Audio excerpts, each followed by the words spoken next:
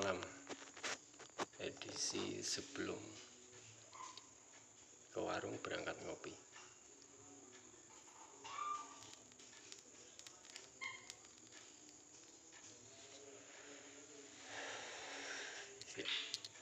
Biasa alisap dengan once yang cukup istimewa buat saya, maksudnya karena ini pemberian dari guruku, Mbah Yai Gandu. Kayu wali kukun ya bahasanya, wali kukun. Desainnya elegan dan lengkung, semi lengkung. Karena pemberian dari beliau, jadi saya anggap paling istimewa.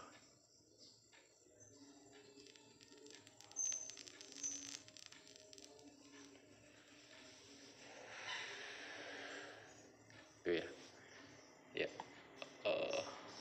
Masih ke iseng-iseng bagian 5 ya, kalau nggak salah bagian 5.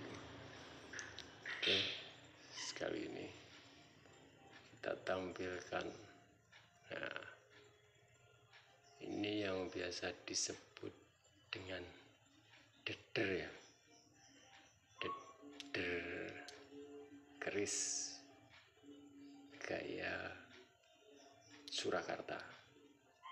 Bentuknya seperti ini. Banyak sebenarnya, ada jenis istilahnya sombo keplayu ada, Gatut Kaca Sinebo ada. Kalau ini saya cenderung ke Gatut Kaca Sinebo, modelnya yang seperti ini dengan ukiran Yudhowinatan. Ada lagi sejenis ukiran yang namanya Putri Kinurung, artinya di sini bagian sini itu ada ukirannya lagi, itu yang biasa disebut Putri Kinurung. Tapi ini hanya di bagian sini ya, ini sama sini, jadi biasa disebut ukir Yudhowinatan. Oke. Lepas dari itu ya, kita mau coba membahas bahwa ini termasuk peksi kurung bahasanya, pesi kurung atau peksi kurung lah istilahnya. Orang-orang terdahulu itu menganggapnya istimewa, ada yang menganggapnya istimewa lah, artinya dianggap sebagai pusaka jimatan. Kenapa seperti itu? Karena ini di dalamnya nggak begitu terlihat ya. Di dalam sinilah intinya itu ada peksi yang patah tertinggal di dalam. Makanya disebut peksi kurung atau pesi kurung. Itu peksi dari keris yang patah dan tertinggal di dalam deder, di dalam gagangnya. Ini orang-orang terdahulu bisa disebut jimat pusaka peksi kurung gitu ya. Ada yang berpendapat bahwa memang susah, artinya langka lah, sebuah peksi yang patah dan tertinggal di dalam gagang, itu juga termasuk langka dan jarang-jarang. Artinya dianggap peksinya itu sudah menyatu dengan gagang kerisnya, begitu ya. Jadi sampai patah dan terlepas, menyatu, tetap tertinggal di dalam.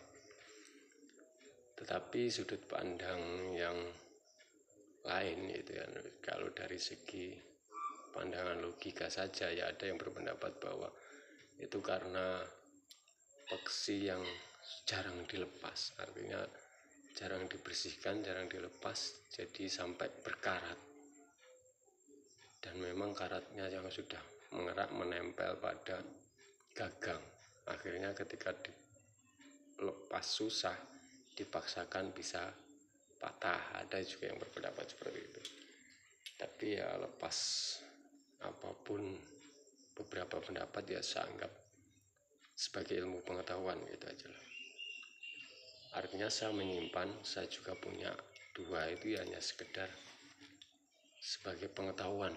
Oh ini loh yang dianggap, yang dimaksud peksi kurung ini gitu lah.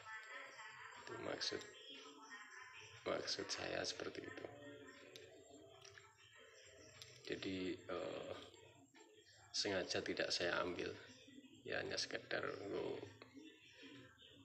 biar punya lah.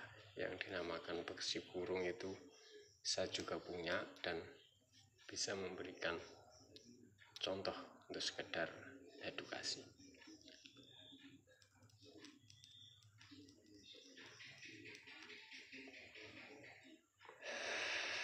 Ya itu tadi, lepas dari pendapat masing-masing orang, monggo lah, beda pendapat juga boleh. Dan saya juga tidak menganggapnya ini sebagai keramat atau apa, tidak lah, hanya sekedar punya dan untuk bahan pengetahuan. Saya punya dua. Kalau ini dulu itu, kalau nggak salah kerisnya brojol, yang kebetulan peksinya tertinggal. Saya dapatnya sudah posisi patah, artinya dengan kerisnya masih ada, cuman sudah posisi patah. Bukan saya yang mematahkan, artinya bukan saya yang memaksakan mencopot terus patah, itu tidak, memang sudah patah waktu saya dapatkan. Yang kedua ini sudah, tapi belum saya bersihkan ya, belum saya amplas, belum sama sekali. Ini masih original, asli, maksudnya asli dapatnya sudah kondisi seperti ini. Ini juga peksi kurung dari keris Tilamupih. Peksinya juga tertinggal di dalam. Saya juga belum berusaha untuk mengambil peksi yang tertinggal, tapi ya sengaja saya simpan dalam kondisi seperti ini. Artinya sebagai contoh saja, ini yang dimaksud orang-orang dengan peksi kurung. Masalah apa ya, terkait yoni atau apa, keyakinan pusaka, jimatan atau apa, monggo lah, masing-masing orang itu pendapatnya masing-masing. Soalnya yang berpendapat sebagai jimat itu ada yang beranggapan bahwa pusaka itu 75% yoni terkuatnya itu katanya itu disimpan di bagian peksinya gitu katanya. Jadi ketika peksinya itu lepas atau putus dan tertinggal di gagang, itu dia memiliki ya minimal, kalau putusnya nggak dipok atau masih ada separuhnya, kan ada 50% kekuatan yoninya gitu. Ada yang berpendapat seperti itulah. Jadi kenapa peksi kurung dianggap sebagai sebuah pusaka dan sebagai jimat itu ya katanya seperti itu. Tapi lepas dari itu ya, saya juga nggak tahu. Masalahnya kalau berbicara masalah tuah atau yoni itu saya masih awam. Saya hanya melihat dari sudut pandang saya dan apa yang saya lihat gitu aja. Mungkin karena dangkalnya pengetahuan saya. Sekali lagi itu menurut saya. Kalau ada yang mau berpendapat lain juga monggo, seperti biasa, tidak masalah buat saya. Hanya sekedar iseng-iseng bagian 5 gitu ya. Salam Rahayu dan salam budaya Nusantara. nguri-nguri budaya peksi kurung. Terima kasih.